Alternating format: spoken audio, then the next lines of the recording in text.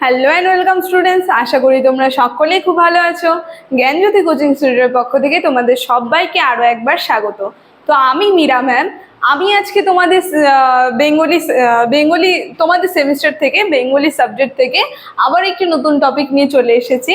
আজকে তোমাদের সঙ্গে আমি যেটি আলোচনা করব বঙ্গালী উপভাষার রূপতাত্ত্বিক বৈশিষ্ট্য, ধ্বনিতাত্ত্বিক বৈশিষ্ট্য এবং রূপতাত্ত্বিক বৈশিষ্ট্য নিয়ে।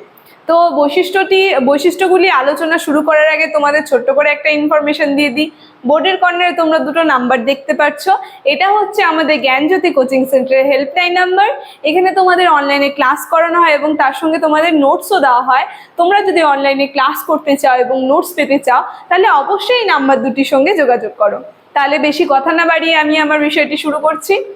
প্রথমেই বললাম, আজকে তোমাদের সঙ্গে আমি যেটি আলোচনা করব সেটা হচ্ছে বঙ্গালী উপভাষার ধ্বনিতাত্ত্বিক বৈশিষ্ট্য আর রূপতাত্ত্বিক বৈশিষ্ট্য।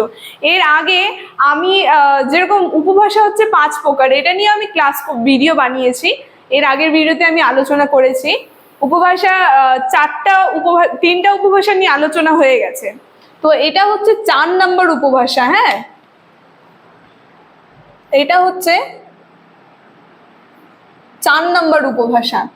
রাঢ়ী, বরেন্দ্রী, ঝাড়খণ্ডী, এই 3টা উপভাষা আলোচনা হয়ে গেছে।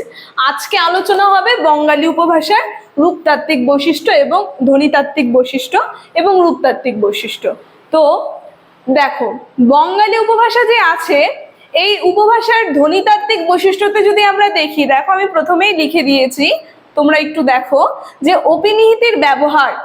এই বঙ্গালী উপভাষায় ধ্বনিতাত্ত্বিক বৈশিষ্ট্যতে আমরা কি দেখব, যে অপিনিহিতের ব্যবহার লক্ষ্য করা যায়। দেখো, যেমন আমি দেখো এখানে উদাহরণ দিয়ে দিয়েছি, উদাহরণগুলো দেখলে তোমরা আরো ভালো করে বুঝতে পারবে।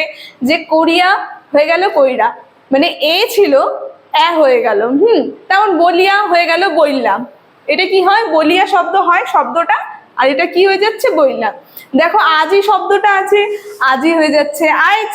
এই যে এগুলি হচ্ছে অপনিহিতির ব্যবহার।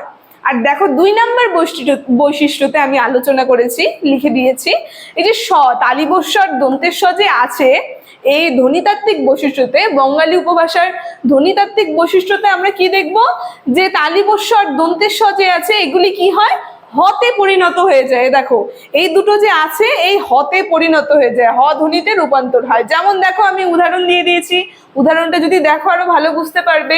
সেটা হয়ে গেল হেটা। দেখো এখানে যে দন্তেস্ব ছিল, এই দন্তেস্বটা কি হয়ে গেল, হ হয়ে গেল। এই যে শয়ের জায়গায় হ হয়ে গেল, এই যে ধ্বনির রূপান্তর ঘটলো, এটা হচ্ছে এই ধ্বনির পরিবর্তনের বৈশিষ্ট্য। তারপরে দেখো আরেকটা উদাহরণ আমি দিয়ে দিয়েছি, শালা, এখানে হয়ে গেল হালা। এই যে তালিবস্য যে ছিল, এই তালিবস্যর জায়গায় দেখো এখানে হ হয়ে গেল, এই যে পরিবর্তন। তারপরে ধ্বনির পরিবর্তন হলো। তারপরে এই যে সকুলে হয়ে গেল হকুলে, এই যে স্বর জায়গায় কি চলে আসছে, হ চলে আসছে। দেখো ধ্বনিতাত্ত্বিক বৈশিষ্ট্য থেকে আমি আজকে 2টি আলোচনা করলাম। এখন রূপতাত্ত্বিক বৈশিষ্ট্য থেকে আলোচনা করি। যে দেখো রূপতাত্ত্বিক বৈশিষ্ট্যতে প্রথম বৈশিষ্ট্য আমি বলেছি যে কৃতকারকে এ বিভক্তি যুক্ত হয়। যেমন যে যদি আমরা দেখি কৃতকারক, সেটার মধ্যে কি হয়, এ বিভক্তিটা যুক্ত হয়ে যায়। দেখো যেরকম বাপে কইল, এই যে এ বিভক্তিটা যে যুক্তি হচ্ছে, এইটাই হচ্ছে রূপতাত্ত্বিক বৈশিষ্ট্যের এ বিভক্তি যুক্ত হচ্ছে। দেখো তারপরে মায়ে কইল, বলে না মা বললো, কিন্তু এখানে কি বললো, মায়ে কইল, এই যে এ যুক্ত হচ্ছে, এটাই হচ্ছে কৃতকারকে এ বিভক্তির বৈশিষ্ট্য, যুক্ত হওয়ার বৈশিষ্ট্য।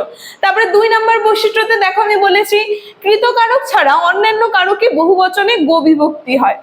আবার যদি কৃতকারক দেখো, এই কৃতকারক ছাড়া, কৃতকারকটা বাদ দিয়ে, যেখানে এ হচ্ছে এটা বাদ দিয়ে অন্যান্য কারক যদি দেখো, সেখানে কি হয়ে যায়, আবার এই যে গো শব্দটা যে দেখছো, এই গো বিভক্তিটা যুক্ত হয়। যেমন দেখো বলে যে আমার ওটা, তেমন কি বলছে, আমাগো, আমাগো হয়ে যাচ্ছে। এই যে গটা যে যুক্ত হচ্ছে অন্যান্য কারকে, এটা হচ্ছে যে রূপতাত্ত্বিক বৈশিষ্ট্য বঙ্গালী উপভাষায়।